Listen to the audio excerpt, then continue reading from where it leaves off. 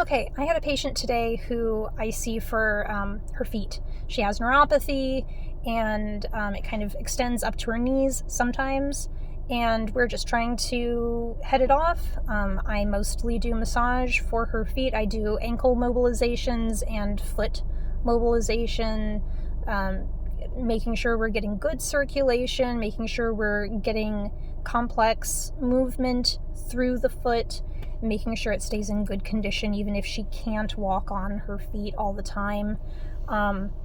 She seems to be in pretty decent condition. We're kind of at the very beginning stages. We're taking precautions less than addressing severe symptoms. But we got to talking about quality of shoe and about how shoes provide different things, different styles of shoes provide different things to feet. And I'll try to do this. I'm not a podiatrist. I do not study feet. I just have worked with people who have had neuropathy, and I've done research for feet for myself because I have bunions. It runs in my family. I think it's more like a habit thing that's been inherited through my family. Regardless, it's applicable to my work. So I tried to self-educate, and I, from my perspective, see shoes as providing like three things. I think you can have a lot of flexibility, so like the barefoot shoes.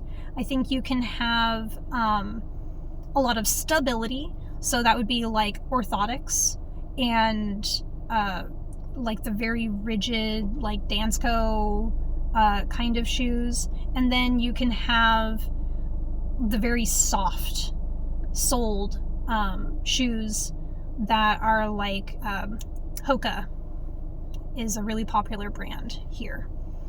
And so I see these three like styles of shoe as being separate and providing different aspects of different qualities of support to the foot. And different shoe brands can be anywhere in this spectrum, right? If it were a graph.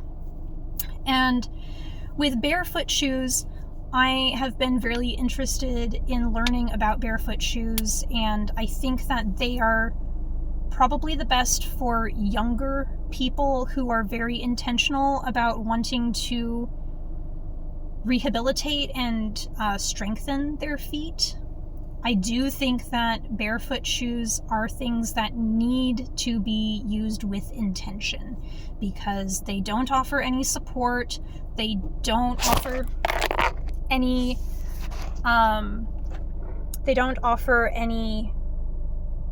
that really distracted me. Barefoot shoes don't offer support. They don't offer cushion, and that is kind of the purpose, right? The idea is that you have a covering to protect the sole of your foot, but that's basically it. Your foot wants to have a specific structure to direct all of the weight going into it to engage with the ground and to move over it with skill and control. And so barefoot shoes allow you to strengthen those muscles, but you need to be using those muscles. You can't just stand on your feet and let your weight fall through your bones and have it be good. You need to engage your muscle in your feet. You need to be active in using your feet with barefoot shoes.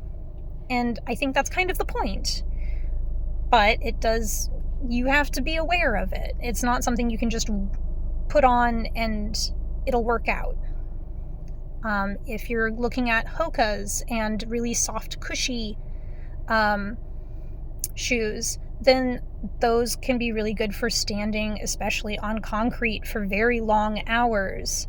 That is something A lot of my elderly patients have taken up for themselves, or people who are like really hard walkers on hard surfaces, like they're walking fast, they're planting their feet and they're going. So that I can understand why they would have that. It does take away the engagement with the ground, and it will create weaker feet. So that's a trade-off. When you are looking at like the Dansko or the Birkenstock shoes, things that have hard insoles or very firm insoles that have like a really high arch, and orthotics that are molded to the shape that your foot wants to be in. It is very good for making sure that your foot is enforced to keep the shape that is best for it. Also, it creates weak feet and is a setup for plantar fasciitis if you aren't wearing those shoes. And I've seen it where people get into orthotics and their feet get weak and they get plantar fasciitis, and I have come to understand recently that it's because when you have weakened feet and the muscle isn't able to keep the form of your foot independent of any other support, then when you put your weight into your foot, your ligaments, you have a big ligament on the bottom of your foot, that's the plantar fascia. Your ligament is keeping everything together. That is the only thing keeping the structure of your foot intact. And so the reason why it hurts so bad is because all the stress of your entire body weight is only being supported by that ligament. And that's a problem. That it's not intended to do that. It's meant to be kind of like a stopgap, as like a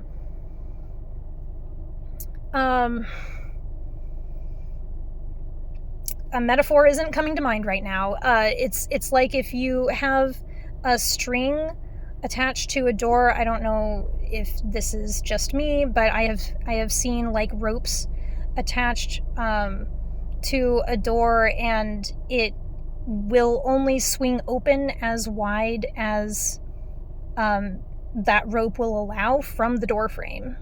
And usually it's up high, kind of like a chain at a hotel room, I guess.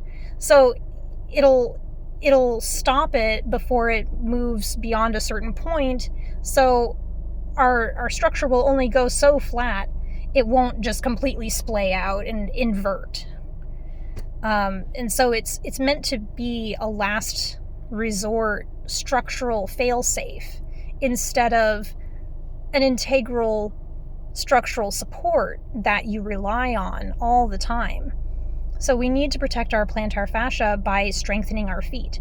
Now, you can have insole or orthotics, and you can have soft shoes and engage your feet and use the muscle of your feet, and that would help with that's how we prevent that. I don't know how viable that is. I have limited experience with encouraging my patients to engage their feet in soft-soled shoes or in orthotic shaped and molded shoes.